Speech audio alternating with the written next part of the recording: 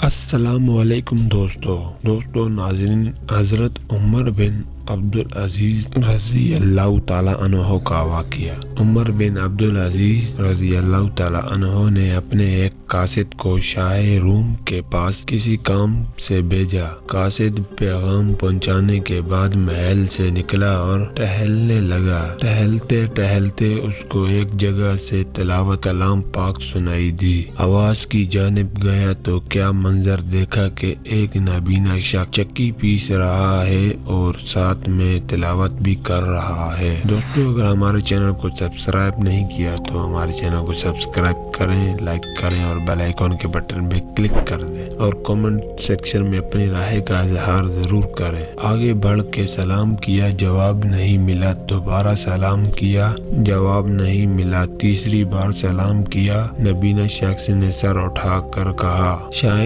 روم کے دربار میں سلام کیسے؟ قاصد نے کہا، پہلے یہ بتا کہ شاہ روم کے دربار میں خدا کا کلام کیسے؟ اس نے بتایا کہ وہ یہاں کا مسلمان ہے۔ بادشاہ نے مجبور کیا کہ اسلام چھوڑ دے۔ انکار کے سزا کے طور پہ دونوں آنکھیں نکال دی گئی اور چکی پیسنے پہ لگا دیا۔ معاملات طے کرنے کے بعد قاصد واپس آیا تو عمر بن عبدالعزیز رضی اللہ تعالیٰ عنہ کے سامنے اس قیدی کی بات بھی رکھ دی۔ کیا لوگ تھے وہ بھی؟ عمر بن عبدالعزیز نے کوئی مزاحمتی بیان جاری نہیں کیا، 5 یا 10 منٹ کی خاموشی اختیار کرنے کا حکم نہیں دیا، اجلاس نہیں بلایا، بلکہ کاغذ قلم لیا۔ یہ تحریر شاہ روم کو لکھ بھیجی۔ اے شاہ روم، میں نے سنا ہے کہ تیرے پاس ایک مسلمان قیدی ہے اور تو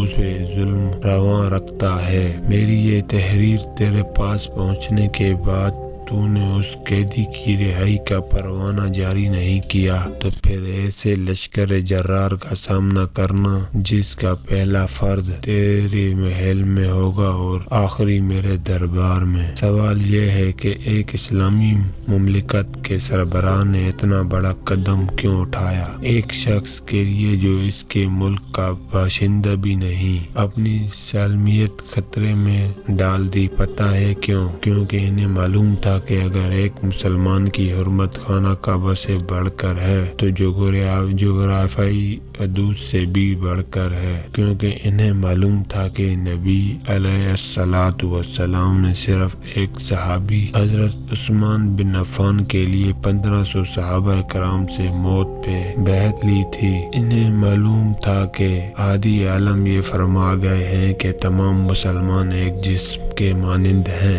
ایک حصے پہ تکلیف ہوتی ہے تو تمام جسم تڑپتا ہے۔ انہیں معلوم تھا کہ ہم ایک امت ہیں اور جب سے یہ نظریہ ہم سے اٹھا ہے ذلیل و رسوا ہو رہے ہیں۔ آج باوجود اس کے کہ دنیا میں 1.5 ارب مسلمان موجود ہیں، لیکن شامی بچی آخری ہچکچیاں لیتی ہوئی کہتی ہے، میں عرب کو جا کر سب کچھ بتاؤں گی۔ عراق کی جنگ میں ایک لڑکی جان بچانے کے لیے بھاگتے ہوئی صحافی سے فریاد کرتی ہے کہ انکل میری تصویر نہ لیں، میں اس وقت حجاب میں ہوں۔